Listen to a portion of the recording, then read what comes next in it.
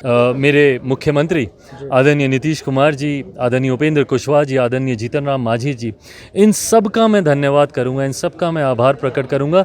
जिस सहजता से गठबंधन के भीतर सीटों का बंटवारा इन सब के द्वारा किया गया, ये कहीं ना कहीं हमारे उस लक्ष्य के प्रति उस दृढ़ संकल्प को दर्शाता है। लिए गए ये फैसले हैं, जैसा मैंने कहा कि एक बड़ा लक्ष्य हम लोग को तय करना है 400 सीटों का। ऐसे में हर उस साथी को हर वो उचित सम्मान दिया गया है जो अपने जनाधार से हमारे उस लक्ष्य को, जिसमें बिहार की 40 सीटें हम लोग जीते। नमस्कार, न्यूज़ फॉर नेशन देख रहे हैं आप। मैं हूं आपके साथ धीरज सिंह। बिहार एनडीए में सीटों का आज बंटवारा हो गया। लोक जनशक्ति पार्टी रामविलास को 5 सीटें मिली। हमारे साथ चिराग पासवान जी हैं। सर, 5 सीटें मिली है आप लोग को एनडीए गठबंधन। पहली प्रतिक्रिया क्या होगी? भाई, मैं इसके लिए हमारे प्रधानमंत्री आदरणीय नरेंद्र मोदी जी, भारतीय जनता पार्टी के हमारे राष्ट्रीय अध्यक्ष आदरणीय जेपी नड्डा जी, हमारे केंद्रीय गृह मंत्री आदरणीय अमित शाह जी और गठबंधन के हमारे तमाम साथी, मेरे मुख्यमंत्री आदरणीय नीतीश कुमार जी, आदरणीय उपेंद्र कुशवाहा जी, आदरणीय जीतन राम मांझी जी, इन सब का मैं धन्यवाद करूंगा, इन सब का मैं आभार प्रकट करूंगा। जिस सहजता से गठबंधन के भीतर सीटों का बंटवारा इन सब के द्वारा किया गया, ये कहीं ना कहीं हमारे उस लक्ष्य के प्रति उस दृढ़ संकल्प को दर्शाता है। जिस लक्ष्य को हमारे प्रधानमंत्री जी ने तय किया 400 सीटें जीतने का, और मुझे लगता है पार्टी का, गठबंधन का हर एक नेता, हर एक कार्यकर्ता अब उस लक्ष्य को पूरा करने की ओर अग्रसर है। एक तरफ आप लोग की तरफ आज खुशी की लहर है, होली रंगों से खेला जा रहा है, वहीं पशुपति कुमार पारस की जो पार्टी है वहाँ मायूसी छाया हुआ है, एक भी सीट नहीं दिया गया है। क्या कहेंगे उनके लिए? भाई, ये गठबंधन का फैसला है। मैं ईमानदारी से, मैं अपने लिए प्रयासरत था। गठबंधन के भीतर हम लोग अपनी बातों को रख रहे थे। मैंने तो ये पूछा तक नहीं कि किसको कितनी सीटें मिल रही हैं, नहीं मिल रही हैं। बहरहाल गठबंधन ने जो भी फैसले लिए हैं वो गठबंधन के हितों को मद्देनज़र रखते हुए लिए गए ये फैसले हैं। जैसा मैंने कहा कि एक बड़ा लक्ष्य हम लोग को तय करना है 400 सीटों का। ऐसे में हर उस साथी को हर वो उचित सम्मान दिया गया है जो अपने जनाधार से हमारे उस लक्ष्य को, जिसमें बिहार की 40 सीटें हम लोग जीते, जो उसमें कंट्रीब्यूट करेगा, जिसमें उनका योगदान रहेगा, उन तमाम साथियों को इसमें सम्मान दिया गया। आपको 5 सीटें मिली है, क्या भविष्य में ऐसा संभव है कि परिवार एकजुट हो और कुछ उस गुट के कुछ लोगों को आप इस 5 सीटों पर टिकट दे सकें इस बार?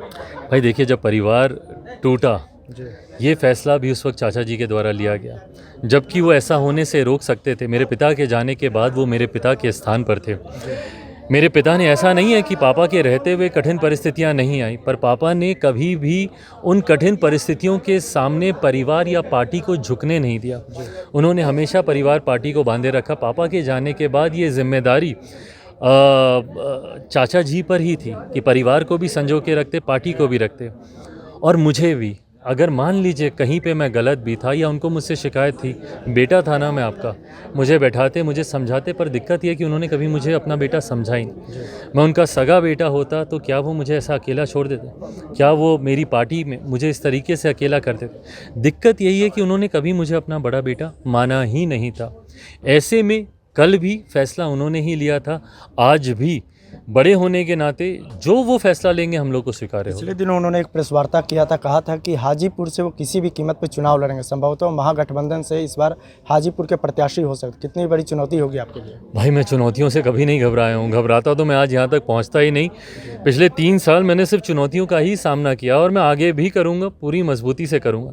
तो जो भी चुनौती हो, पर हाँ, ये बात भी वही कहते थे, प्रधानमंत्री जी के प्रति उनका समर्पण वही दर्शाते थे कि राजनीति में अपनी अंतिम सांस तक मैं प्रधानमंत्री जी के साथ रहूँगा। ऐसे में प्रधानमंत्री जी के लक्ष्य के आगे ही वो रोड़ा बनेंगे, ये जवाब भी उन्हीं को ही देना होगा। आखिर में एक सवाल है कि नीतीश कुमार से आपका नीतिगत विरोध रहा है, 40 लोकसभा सीट है, क्या आप मंच साझा करने के लिए तैयार हैं उनके साथ पूरे बिहार में घूमने के लिए? भाई, हम लोगों ने बड़े लक्ष्य निर्धारित किए हैं अपने लिए।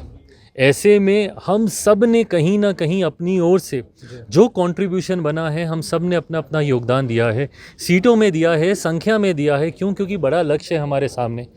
मौजूदा प्रधानमंत्री जी को पुनः देश का प्रधानमंत्री बनाना है, 400 से ज़्यादा सीटें जीतकर इस बार केंद्र में सरकार बनानी है। ऐसे में ये तमाम बातें आज की तारीख में कोई मायने नहीं रखती। जैसा मैंने कहा कि हर किसी ने अपना योगदान दिया। जनता दल यूनाइटेड ने एक सीट छोड़ी, भाई मैंने एक सीट मैंने छोड़ी। वहीं उपेंद्र कुशवाहा जी हों, मांझी जी हों, और भाजपा की मैं क्या बात कहूँ, उन्होंने तो 5 सीटों का बलिदान पहले ही 2019 में ही कर चुके थे।